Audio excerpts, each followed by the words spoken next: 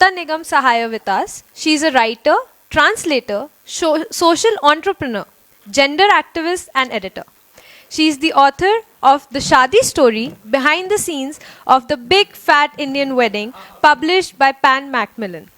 The Rani of Jhansi, Lakshmi Bai, author Vrindavan Lal Verma, translated from Hindi to English, first published by Ocean Books. In conversation with her, we have our discussion. Mr. Brajesh Rajput, he is Senior Special Correspondent with ABP News since 2002. Earlier, that channel was called Star News. He has more than 3 decades experience in the field of journalism. Some of his books are वो 17 दिन, published in 2021, चुनाव है बदलाव का, published in 2019, and many more. Now, off the camera is his 5th book. I'd like you to please initiate the conversation.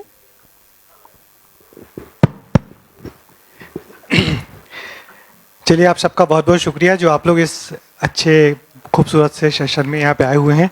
और सबसे अच्छी बात यह है कि हम लोग एक ऐसी किताब पे बात करेंगे जो एक ऐसी शख्सियत पे लिखी गई है जो मैं दावा करता हूँ कि यहाँ पर जितने भी लोग हैं सभी ने उनके बारे में पढ़ा है, और मैं तो कहूँगा कि हम सब उनकी स्मृतियों के साथ बड़े हुए हैं। झांसी की रानी लक्ष्मीबाई, बहुत अच्छा खुशी का मौका है कि जो हमारे साथ जो लेखिका जो अनुवादक हैं, दरअसल ये जो किताब है झांसी की रानी, ये किताब 1946 में वृंदावन लाल वर्मा जी ने लिखी हुई थी।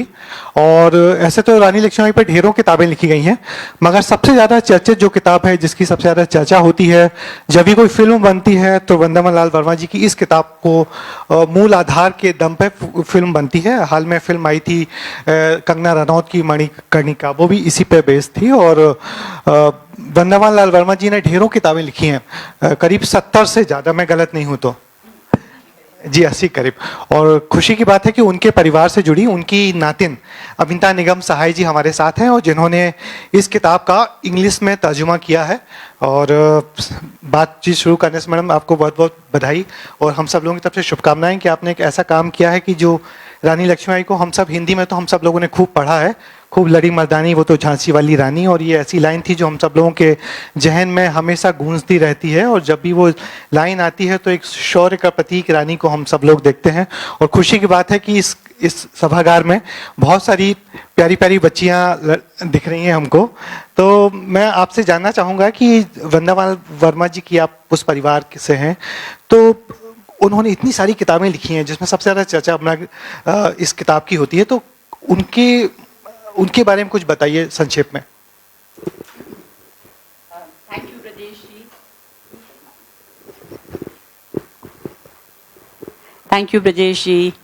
और मैं यहाँ के organisers, Bhopal literary art festival के ऑर्गेनाइजर्स को बहुत बहुत बधाई देना चाहती हूँ, और ख़ासकर राघव चंद्र जी को मैं अपना आभार व्यक्त करना चाहती हूँ, क्योंकि उन्होंने मुझे एक ऐसा प्लेटफॉर्म दिया जहाँ वृंदावन लाल वर्मा जी की एक ये जो है ना, ये इनकी कर्म भूमि एक तौर से है, बुंदेलखंड से वो बहुत ही नज़दीकी तौर से जुड़े हुए हैं।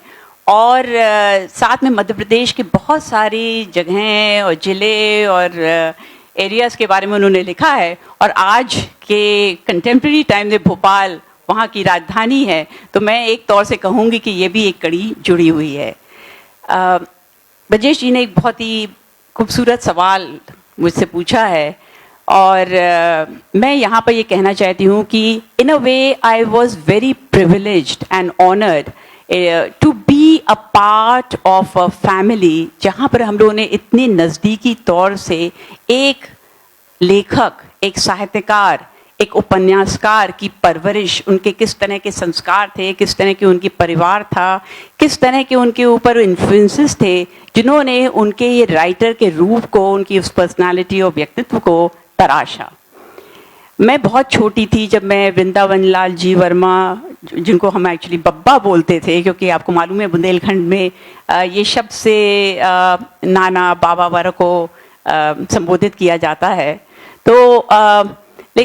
तो उस बच्चे बच्ची के दृष्टिकोण में तो एक बहुत ही बड़ी विशाल पर्सनालिटी के बारे में हम लोग सोचते थे, क्योंकि घर में उनका बहुत दबदबा था, बहुत रौब था। साहित्यकार की दुनिया में उनका उस समय बहुत ही ज़्यादा एक उनका उदय हो चुका था। मैथिली शरण गुप्त, हरिवंश राय बच्चन, बहुत सारे गणेश शंकर विद्यार्थी उनकी मतलब बहुत ज़्यादा आदर करते थे। और यहाँ तक कि हमारे ख्याल से उस समय उनको ऑलरेडी पद्म भूषण मिल चुका था। तो साहित्यकार तो थे ही, मतलब उस समय इतने ऊंचे दर्जे पे पहुंच चुके थे। लेकिन क्या उनके किस तरह की उनकी पर्सनालिटी डेवलप हुई और राइटिंग के प्रति उनका कैसे रुझान हुआ, उसकी मैं एक छोटी सी घटना आपके साथ शेयर करना चाहती हूँ। ये उस समय 1905 या 1906 की बात है। उनका पढ़ाई लिखाई में बहुत ज़्यादा मतलब रुझान था, और उस समय ललितपुर में वो एक स्कूल में पढ़ रहे थे, और अंग्रेज़ी के प्रति उनका जो है मतलब he was very good at English, और उनको वो अवार्ड मिला। अवार्ड जो था उसमें उनको कुछ अंग्रेज़ी किताबें दी गई, और जिसमें उन्होंने पढ़ा कि वहाँ पर लिखा हुआ है कि अंग्रेज़ों ने हिंदुस्तान पे हुकूमत इसलिए करी है क्योंकि वो लोग ठंडे देश के हैं, और उनमें ज़्यादा स्ट्रेंथ है, ब्रेवरी है, करेज है, विवेक है, इस तरह की बातें उसमें लिखी हुई थी, जिसको पढ़ करके उनका एकदम जैसे जो है खून खौल गया।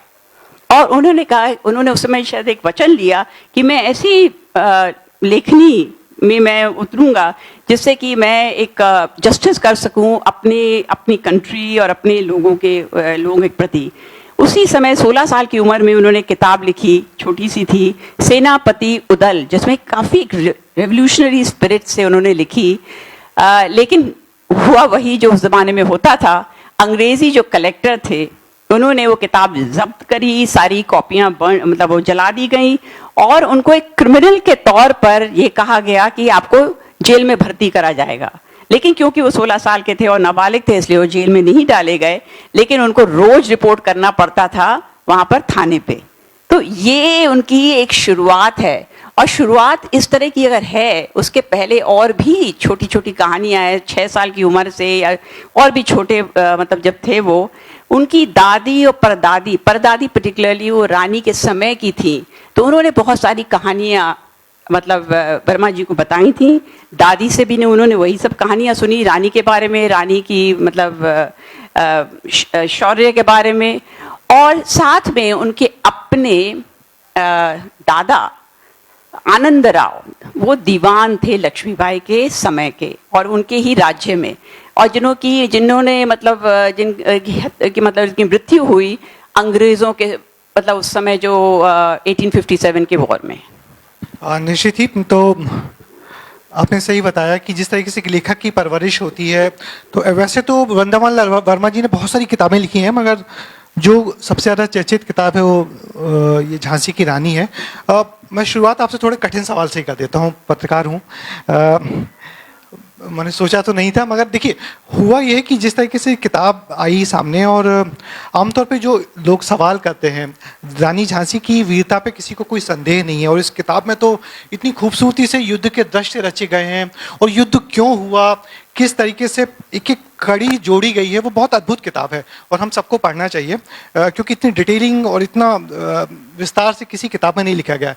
मगर लोग सवाल उठाते हैं, क्या ये लड़ाई स्वराज, जिसको उस समय स्वराज कहा जाता है, क्या ये लड़ाई स्वराज के लिए थी या रानी को अपनी रियासत बचाने के स्वार्थ के लिए थी? थोड़ा बहुत जवाब वृंदावन लाल वर्मा जी ने इस किताब में दिया है, आप क्या सोचती हैं? ब्रजेश, ये बहुत ही कंट्रोवर्शियल सब्जेक्ट रहा है, और बहुत सारे इतिहासकार और हिस्टोरिकल नॉवेलिस्ट का मत है कि नहीं, उन्होंने अपने स्वार्थ के लिए ये लड़ाई लड़ी थी क्योंकि उनका वो राज्य जो है वो छिन गया था। एक दूसरा पक्ष है जिसने कहा है कि नहीं जी, वो उन्होंने स्वराज के लिए लड़ाई करी है। मेरा अपना मत ये है कि हमारे पास जो एक नैरेटिव अभी तक आया है वो कलोनियल नैरेटिव आया है, जिसमें मतलब बिना निस्संदेह उन लोगों का यही मतलब एक वेस्टेड इंटरेस्ट था जिसमें वो दिखाएं कि जो भी लड़े हैं अंग्रेज़ों के प्रति के अगेंस्ट, वो ऑब्वियसली मतलब कि बड़े छोटे मतलब एम्बिशन, अपने पर्सनल एम्बिशन के लिए लड़े, या उनमें वो स्त्री तत्व या पुरुषत्व नहीं था कि वो किसी एक लार्जर कॉज के लिए लड़े। शायद इसी चीज को लेकर के वृंदावन लाल वर्मा जी में भी एक बहुत बड़ा सवाल उठा था एक समय, क्योंकि उनके अंदर भी एक विरोधाभास था। जब वो छोटे थे, उन्होंने बहुत सारी कहानियां अपनी परदादी और दादी से सुनी, जिसमें कि हमेशा ये वर्ड आया है स्वराज को लेकर के, कि रानी की जो है वो महत्वाकांक्षा स्वयं के लिए नहीं थी, बल्कि एक स्वराज के लिए थी। और कहीं कहीं पर ये जब आप पुस्तक पढ़िएगा तो जहाँ पर बचपन में उन्होंने रानी की जो छवि दी है एज मनु, और बिठूर में वो नाना साहेब राव साहब के साथ पेशवा बाजीराव सेकंड के मतलब वो छोटे से, अब क्योंकि वो कानपुर उनको छोड़ दिया गया था, कानपुर और बिठूर के बीच में वो रहते थे, तो वहाँ पर बार बार वो कहती कि नहीं हम लोग स्वराज लेकर ही रहेंगे। और जब ये लड़ाई हुई बाद में भी, जहाँ पर ये वृंदावन लाल वर्मा जी ने उसके ऊपर बहुत चर्चा करी है, क्योंकि उन्होंने बहुत शोध किया। और ये मैं यहाँ पर कहना चाहती हूँ कि जो भी वो किताब लिखते तो उसके पहले वो बहुत ज़्यादा शोध में वो एकदम डूब जाते थे। झांसी की रानी लिखने के पहले भी उन्होंने 12 साल 13 साल उन्होंने उसके ऊपर शोध किया। और एक जो हमारे सामने आती है आज के ज़माने में, उसको ओरल हिस्ट्री जिसको कहते हैं, या नैरेटिव थियोलॉजी, कल किसी ने उसके बारे में चर्चा करी। उन्होंने उस ज़माने के बहुत सारे लोग, बुज़ुर्गों के साथ चर्चा करी कि रानी किस तरह की थी, जिन्होंने रानी को देखा था। और यहाँ तक कि एक तौरब अली दरोगा थे, जो अंग्रेज़ों के ज़माने के दरोगा थे, उन्होंने तक उस वीरता के बारे में नहीं बल्कि उनके इंटेंशन के बारे में भी चर्चा करी कि रानी जो है केवल ये स्वार्थ भाव से नहीं लड़ी, बल्कि उनका एक बहुत बड़ा स्वप्न था कि भारत में या उस ज़माने में हिंदुस्तान में या जो भी प्रिंसिपैलिटीज़ थी वहाँ पर एक अपनी हुकूमत हो और हम लोग मतलब किसी के अधीन ना रहें। तो बार बार उन्होंने अपने ओरल हिस्ट्री द्वारा उन्होंने जो रिसर्च किया, जिसमें उन्होंने जनरल रोज़ की डायरी पढ़ी। उस ज़माने में एक उनको, क्योंकि वो वकालत करते थे और बहुत अच्छे वकील थे, उनके सामने जजेस कोर्ट में एक पुरानी अलमारी मिली जिसमें बहुत सारी चिट्ठियाँ थी, जो चिट्ठियाँ 1858 में किसी एक अंग्रेज़ ने लिखी थी। उस समय के शायद कलेक्टर या जो भी थे वहाँ पर सीनियर इंग्लिश अथॉरिटी, उसको वो लिखते रहे रेगुलरली। और वहाँ पर बार बार ये आया है कि रानी के इंटेंशन के बारे में काफ़ी कुछ चर्चा हुई है। तो देखिए, आप सब लोग जो यहाँ पे हैं, कुछ किताबें लिखना चाहते हैं, तो ये बात जरूर सोचें कि हर किताब के पीछे एक बड़ा शोध होता है, बड़ी रिसर्च होती है, क्योंकि वो किताब आप लिख तो देते हैं मगर उस किताब के बाद उस पर गहरी कई दिनों तक चर्चा होती है। तो वृंदावन लाल वर्मा जी की किताब 1946 में लिखी गई थी और आज तक उस पर हम चर्चा कर रहे हैं, उसके कंटेंट पे चर्चा कर रहे हैं, क्योंकि किताब कभी मरती नहीं है। तो आप जब छुट्टी रही होंगी और इस किताब के साथ आपकी परवरिश हुई है, तो फिर आपने अनुवाद का कब सोचा और आपको लगा नहीं कितना डिफिकल्ट काम है, इतनी मोटी किताब है? हाँ, बिल्कुल। मोटी किताब देख करके तो कोई भी घबरा जाए, लेकिन जब मोटी किताब में आदमी उतरता है तब उसमें ऐसा लगता है जैसे कि आप सागर के अंदर आप जो हैं आपने छलांग मारी है और अलग अलग उसके अंदर के ट्रेजर्स मिलते जाते हैं। तो even as a young girl हमने उसको 9 साल की उम्र में पहली बार पढ़ी थी ये किताब, और उसके ओरिजिनल में। और आज तो आप देख रहे हैं ये प्रभात प्रकाशन का ये वाला जो है हमारे पास एडिशन है।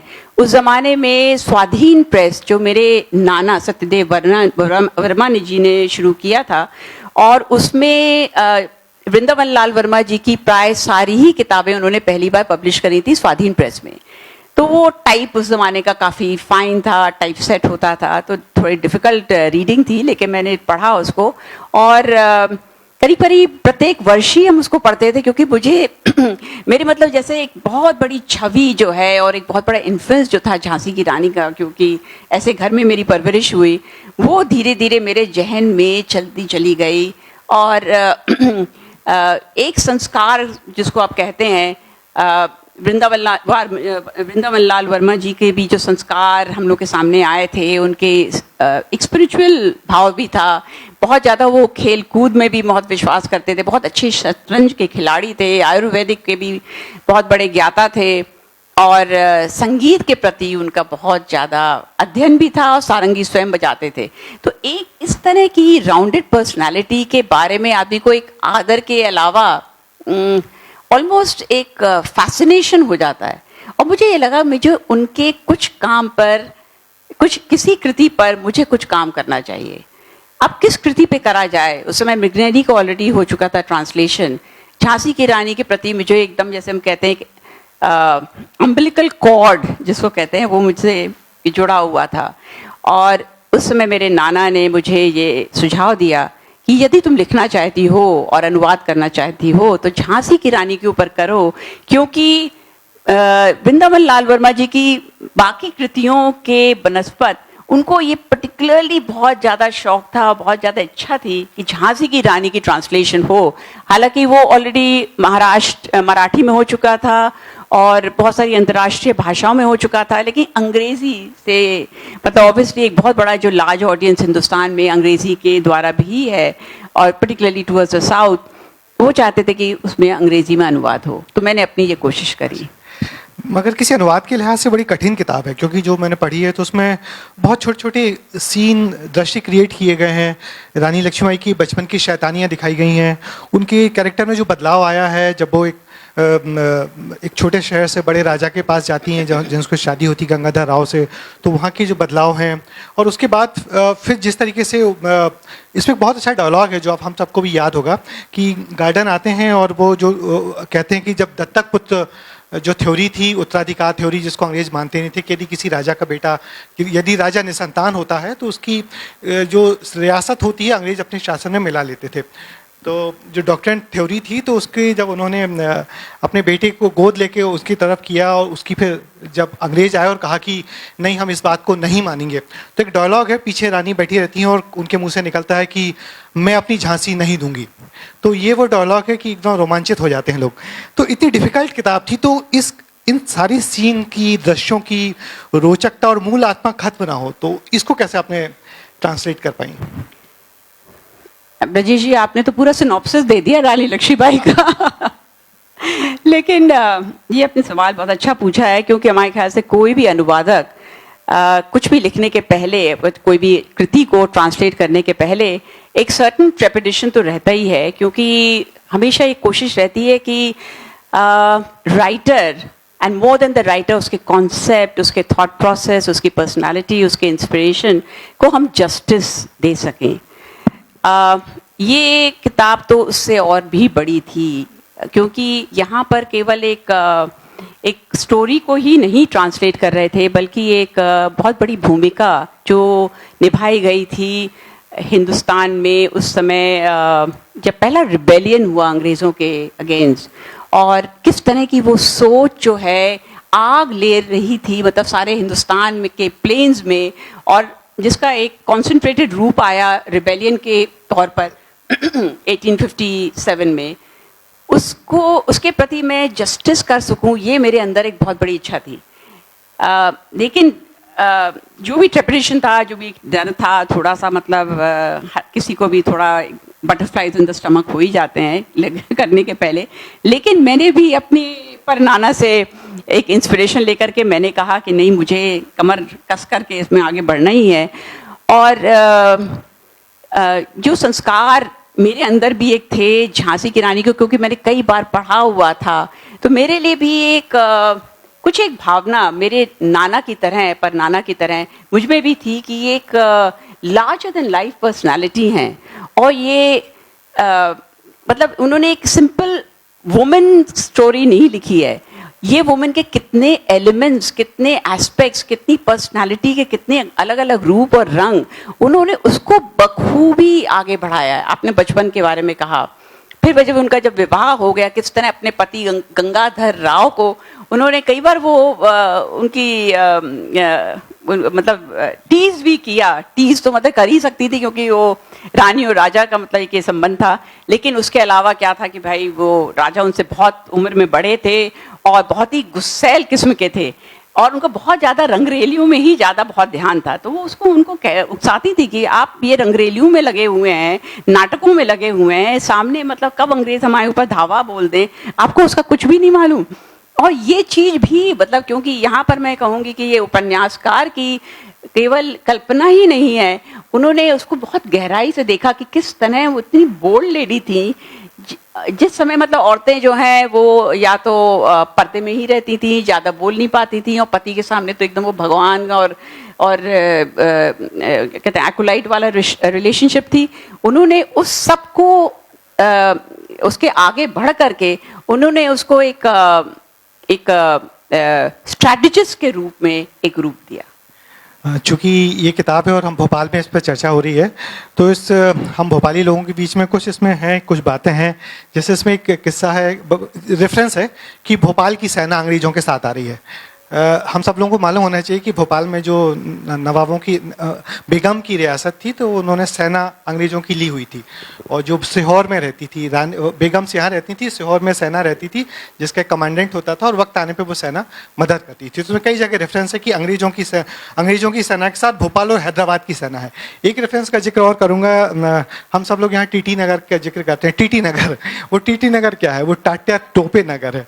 तो टाट्या टोपे रानी के सहयोगी थे, उनके पुराने जगह से जुड़े हुए थे, और शुरू से लेकर आखिर तक उनके साथ रहे। और कई दफ़ा उन्होंने टाटा टोपे को भी टोका कि जिस तरीके से तुम्हारी भूमिका होनी चाहिए वैसी हो नहीं पा रही है।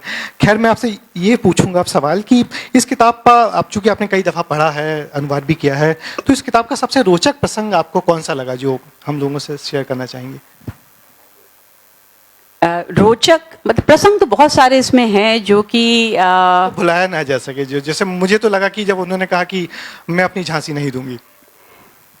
एक्चुअली आपने देखा होगा कि वहाँ पर अपेंडिक्स में वर्मा जी ने उसको करेक्ट भी किया है, क्योंकि जो अंग्रेजी ट्रांसलेटर थे, पहली बार जिन्होंने एक्चुअली उसकी एक स्टोरी लिखी है झांसी की रानी के बारे में, उन्होंने लिखा था मैं अपनी झांसी नहीं दूंगा।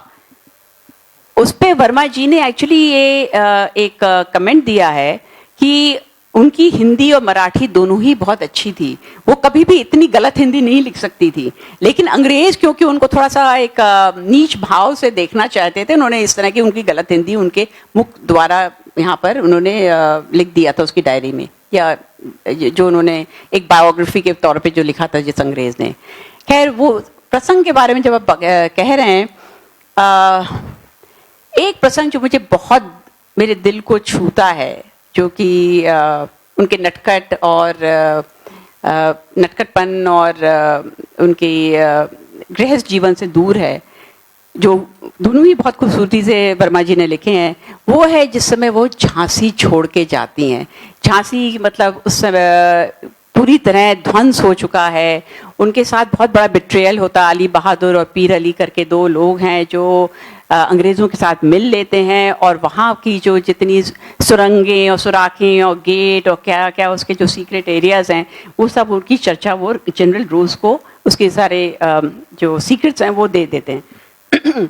उसके बाद जिस तरह लड़ाई होती है, वो सारा का सारा झांसी जो है वो जल रहा है, चारों ओर हाहाकार हो रहा है, और रानी के जितने सेनापति हैं, चाहे वो उनके फीमेल सिपाही हों, चाहे उनके फीमेल सेनापति हों, जो कि ये भी एक बहुत ही बड़ी इंटरेस्टिंग फीचर है इस किताब का ही, और झांसी की रानी की अपनी पर्सनालिटी का। ये इन्होंने बहुत बड़ी एक फीमेल सेना को इकट्ठा किया था, और उनमें बहुत सारी जो थी जो सीनियर सेनापति बन गई, वो एक्चुअली नर्तकियाँ थीं। बहुत सारी जो थी वो बहुत ही गरीब घरों की थी, ब्राह्मण गरीब घरों की, जहाँ पर उन लोगों का बेसिक ये था कि वो अपनी शादी नहीं कर सकती थी, और रानी की वो एक सहेलियों के तौर पर या रानी की मतलब परिचारिकाओं के रूप में वो रहती थी। लेकिन इन्होंने उनको वो दर्जा दिया रानी ने कि उनको सेनापति, और उसमें ट्रेनिंग कराई हॉर्स बैक और रेसलिंग और ये सब चीज़ों में, जिससे कि वो मतलब फैंटास्टिक वॉर स्ट्रेटजिस्ट बन गई। ये उनकी बहुत बड़ी एक खूबी थी, जो कि हम लोगों के लिए एक्चुअली आज के ज़माने में बहुत रेलिवेंट है। खैर, जब चारों ओर ये हाहाकार हो रहा है और वो अपने एक के बाद एक अपनी वो सेनापतियों को देख रही हैं कि मृत्यु की ओर की घात पे उतार दी गई हैं, और किस तरह उनका मन का क्रंदन हो रहा है, लेकिन अपने को बार बार संभाल रही हैं, और फाइनली मतलब ये एक स्टेज आता है जहाँ पर उनको झांसी से बाहर निकलना पड़ता है अपनी छोटी सी टुकड़ी को लेकर के। और जब वो जा रही हैं तो किस तरह का वर्मा जी ने उसका दिया है वर्णन, और मैंने उसको किस तरह ट्रांसलेट किया है। मैं छोटी सी एक चैप्टर तो नहीं, सॉरी, पैराग्राफ, मैं उसको पढ़ के आपको सुनाऊंगी.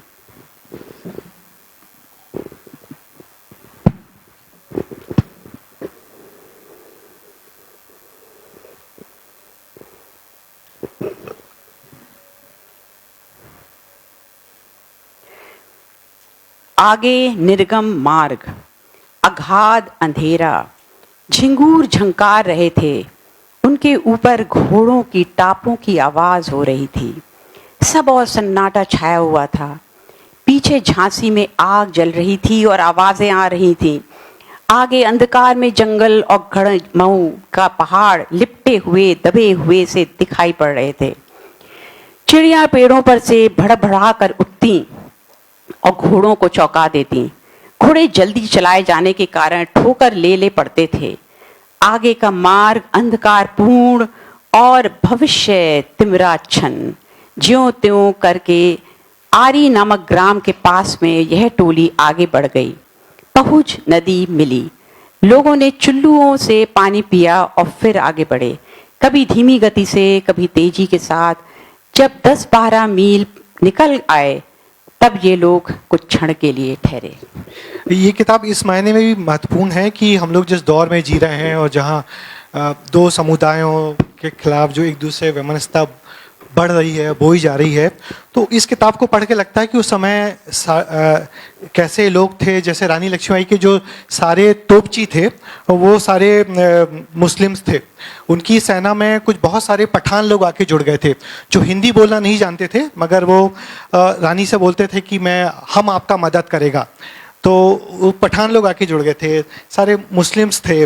और जो जिन नर्तियों की बात कर रही हैं आप, वो मोती, वो तो उनकी जो मोतीबाई थी, जो उनकी गुप्तचर एजेंसी थी, उसकी प्रमुख थी. तो एक साथ ये किताब नारी सशक्तिकरण की बात करती है कि रानी ने कैसे अपने आसपास बड़ी महिलाओं की एक सेना बनाई थी, वो छोटे समुदाय से उनको बड़ा किया, और साथ साथ कैसे कि एक सांप्रदायिक सौहार्द की बात भी एक साथ, गंगा जमनी तहजीब की हम लोग जो बातें करते हैं, तो वो सारी बात भी साथ साथ चलती रहती है. तो हम लोग जो आज यहाँ हैं तो उस दौर से गुजर के आए हैं और वो दौर आगे भी चलता रहे. हम इसी की कामना करते हैं कि सांप्रदायिक सौहार्द बना रहे. तो ये किताब इस मायने बड़ी अनोखी है कि जो रानी के किले की इम्पोर्टेंस जो और इसलिए शायद ये आज भी किताब उतनी ही रेलिवेंट है दोनों तरफ से, क्योंकि महिला सशक्तिकरण के बारे में भी उन्होंने चर्चा करी है और एक गंगा जमुनी तहजीब को भी उन्होंने बहुत आगे बढ़ाया, जहाँ पर खुदा बख्श, मोतीबाई उनके सेनापति रहे. और बल्कि राइट टुवर्ड्स द एंड एक पठान खुदा ये जो हैं गुल मोहम्मद, वो उनके साथ थे उनके मृत्यु के समय. और छोटी छोटी प्रेम कहानियां भी चलती रहती हैं, चलती रही है. अच्छा, मैं थोड़ा सा ये ट्रांसलेशन पढ़ लेती हूँ एक बार. मेरा वक्त होगा क्या आज? 5 minutes? Okay. Now the Rani and her entourage rode towards the Bhanderi gate at their fastest speed, their path lit by the flames from burning houses. On arriving at the gate, they found that Bakshi and members of the Kori community were engaged in battle with the English. The English and the Jhansi soldiers fought ferociously by the lurid light from the flashing flames. Bakshi seemed to fight like a demon, as if he did not care a fig for his own life. He managed to open the gate, and as the Rani rode on, she saw him being cut to ribbons by the enemy. There was not even time for the Rani to rein in her horse and take one last look at the fallen soldier. The Rani and her troops advanced in the darkness, but fortunately for them, this was familiar terrain where they had ridden innumerable times in the past. Soon they reached the Anjani Hills, which was occupied by a division of the Orcha army. And then they have a battle, but I'll just continue with this. The silence of the night was shattered by the muted sounds of the horses' hooves as the party cantered towards their destination. Behind them, the city burned while the anguished cries and piercing howls of its defeated populace carried to them on the night air. Before them, everything was in pitch darkness. The craggy silhouettes of the mountains loomed before them, and as they passed the dense jungles, the frightened squawks of startled birds made their horses break their step. तो कहते हैं कि इतिहास विजेताओं का होता है। हम इतिहास के विद्यार्थी हैं। कहा कि जो इतिहास राजाओं का लिखा जाता है, मगर मैं मानता हूं कि इतिहास वीरों का भी होता है। और वो वीर कभी रानी झांसी की लक्ष्मीबाई बन के सामने आते हैं, तो कभी कुछ अलग अलग रूप में आते हैं। तो रानी लक्ष्मीबाई पे लगातार लिखा जा रहा है। ये किताब 46 में लिखी गई थी और अभी हाल में लगातार किताबें आ रही हैं, अभी लगातार किताबों की समीक्षा छप रही है। तो बड़ी बात यह है कि इतिहास वीरों का होता है, और वीर यदि रानी लक्ष्मीबाई जैसी हो तो और क्यों ना लिखा जाना चाहिए। तो हम आपसे उम्मीद करते हैं कि आगे आप रानी लक्ष्मीबाई पर कुछ और शोध करके कुछ और चीज़ सामने लाएंगी तो हम सबको अच्छा लगेगा। और मेरा ख्याल वक्त भी पूरा हो गया ना। Thank you so much, dear speakers, for this insightful session. Yes. Brajesh जी, बहुत बहुत धन्यवाद to my audience here who have been very patient and I could see it was a very receptive audience. आप लोग वाकई, हमको लग रहा था कि जो हम लोग चर्चा कर रहे हैं उसके साथ आप लोग भी जुड़े हुए हैं, जिससे हम लोग को भी बहुत प्रोत्साहन मिला है। और साथ में I think it's a true tribute to the writer Vrindavan Lal Verma जी। बहुत धन्यवाद।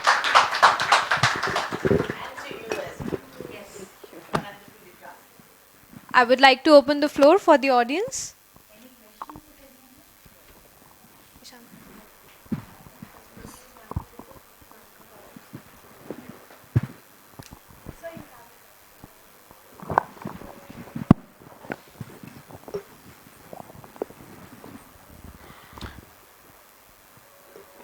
बहुत बहुत बधाई, इतनी सुंदर किताब लिखी आपने।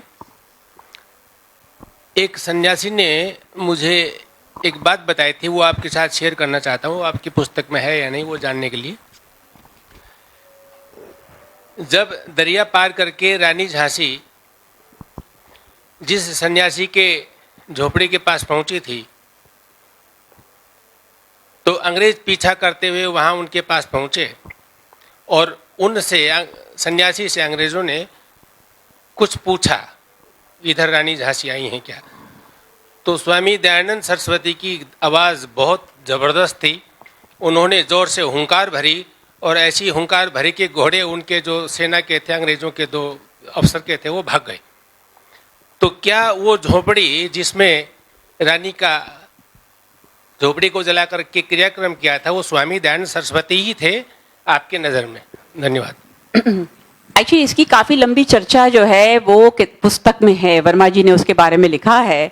और उन्होंने उस सन्यासी का नाम दिया है बाबा Gangadas.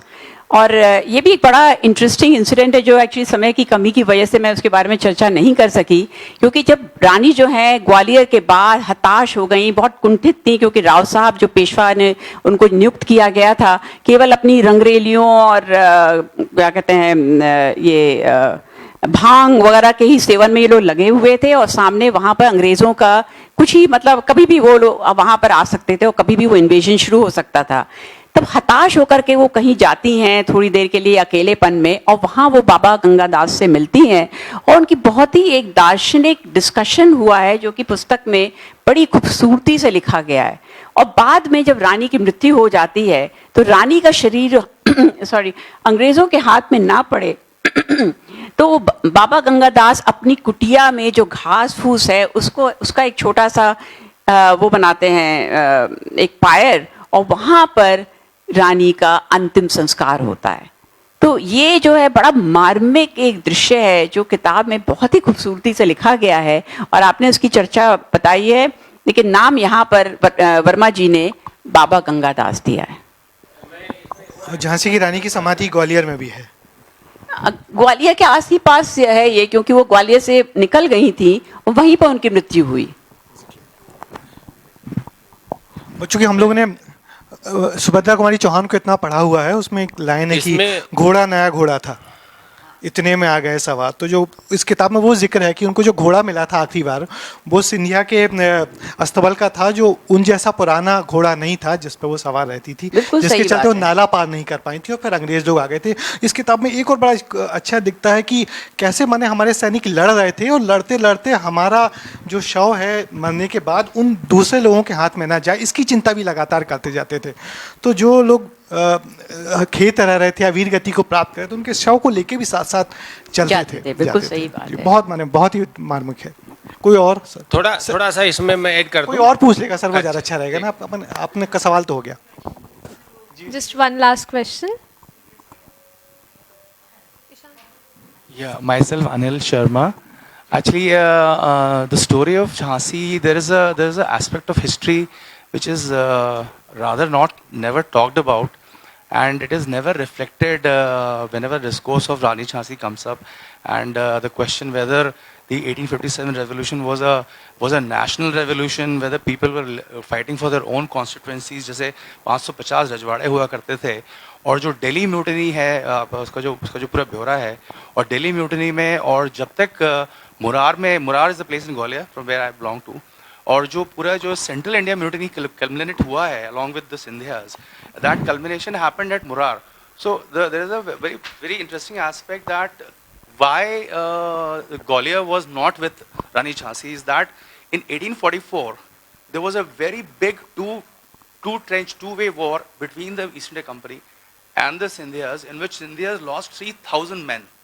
And the reason was that the Britishers, when they placed their resident here in 1735 something odd year, they wanted a place where they could put their armory and artillery, everything, whatever, for their passage towards northern India. They kept requesting the Sindhyas that we want a place, we want a place, we want a place. So they kept refusing, and ultimately it came down to that let's have a war. Let's have a war. So 1844, and I'm not going to 1857. आप सवाल पूछ लीजिए। जी हाँ, सवाल मैं ये पूछना चाहता हूँ कि जो ये डिस्कोर्स है हमारा, इसमें जो इसका जो बैकग्राउंड है, इसमें भी थोड़ा एक रिफ्लेक्शन होना चाहिए कि why it happened, what happened, why did it happen in that fashion. ऐसा क्यों हुआ कि जहाँ के लोग लड़ रहे थे, या जहाँ की जो सल्तनत थी, जो ग्वालियर सल्तनत है, जो सिंधियाज थे, why they were not with them? Why they were the Bhopal army? Why not Bhopal army? The whole Gwalior army was. No, you are right about that, and the background to some extent is reflected over here. Though individual principalities or kingdoms and what was the causes behind their not being with the Rani, behind their not being with the Rani, that cannot be covered in the course of a book which is actually concentrated on the Rani and her battle with the English. I mean, so that's the reason. They should be sequels. Because एक ही नहीं, ग्वालियर ही नहीं, ग्वालियर, ओरछा, दतिया, आपने अभी भोपाल की चर्चा करी, हैदराबाद की चर्चा करी, अली बहादुर और पीर अली जो उनके अंग्रेज़ों के साथ मिल गए थे, उन्हीं की झांसी के, तो बहुत सारे पर्सनालिटीज, बहुत सारे किंगडम्स जो अंग्रेज़ों के साथ थे. मतलब हमारे ख्याल से हिस्ट्री बुक ही उठा लीजिए तो उसमें सारी की सारी स्टोरीज हैं. एक आखिरी सवाल कोई नई उम्र का बच्चा बच्ची या जो स्टूडेंट्स हैं वो पूछना तो ज़्यादा अच्छा लगेगा हमारी राइटर को.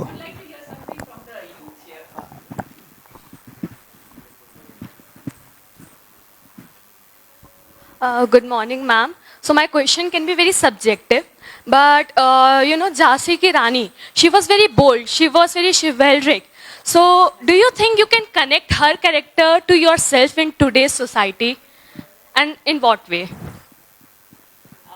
बहुत अच्छा सवाल पूछा है आपने, और मेरा अपना मानना है, क्योंकि मैं फेमिनिस्ट बैकग्राउंड से हूँ और जेंडर में बहुत काम करती हूँ, मुझे लगता है कि विमेन रोल मॉडल्स हम लोग के सामने बहुत कम हैं. और आप खुद भी देखिएगा, जब आप झांसी की रानी किताब पढ़िएगा तो वहाँ पर वो अहिल्या, मतलब उन्होंने वहाँ पर जीजाबाई की बहुत चर्चा करी है, जिन्होंने इंस्पायर किया था शिवाजी को, अपने इतने बड़े युद्ध को उन्होंने करा था अगेंस्ट मुगल्स. तो वो रोल मॉडल्स की बहुत कमी है. तो हमारे ख्याल से लक्ष्मीबाई, आप आज मतलब हर जगह चर्चा जो होती रहती है, आज भी हो रही है, किताबें भी लिखी जा रही हैं, मूवीज भी आई हैं, सीरियल्स भी आए हैं. उसका एक कारण ये है कि वो इतनी अनयूजुअल फिगर हैं, लेकिन उस समय बहुत सारी और भी ऐसे कैरेक्टर्स थे, ऐसी हीरोइंस थी जिनके बारे में चर्चा कम हुई है, क्योंकि हर आदमी को वृंदावन लाल वर्मा जैसा इतिहासकार उपन्यासकार नहीं मिला. इनफैक्ट वृंदावन लाल वर्मा जी ने बहुत लेडीज़ कैरेक्टर पे बहुत लिखा, मृगनयनी, पद्मिनी, रानी दुर्गावती और एक दो और रानियों पे, अहिल्याबाई, लगातार लिखा है. तो एक कैरेक्टर को बड़ा जिंदा करने के लिए एक राइटर की ज़रूरत होती है, जो मैं यहाँ कुछ लोग बैठे हैं और मैं देखता हूँ कि आप सब लोग आगे बढ़िए, ऐसे कैरेक्टर उठाइए और लिखिए, और फिर ऐसी किताबों पे चर्चा भी करिए. शुक्रिया. Thank you so much. Now, may I please call upon Richa Sinha ji to please come forward and felicitate the author and discussant with memento as a symbol of our love, respect and gratitude.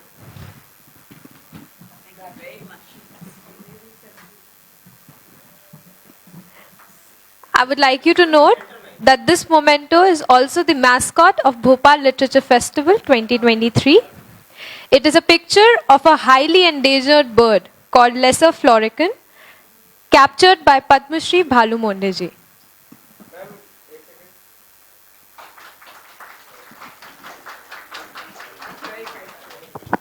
इसको खरमोर कहा जाता है और खरमोर बहुत विलुप्त प्रजाति का पक्षी है जो एक ज़माने में मध्य प्रदेश का राज्य पक्षी भी हुआ करता था और धार के के घास के मैदानों में पाया जाता है ये, है ना? खरमोर खरमोर खरमोर जी खरमोर. Thank you so much, sir.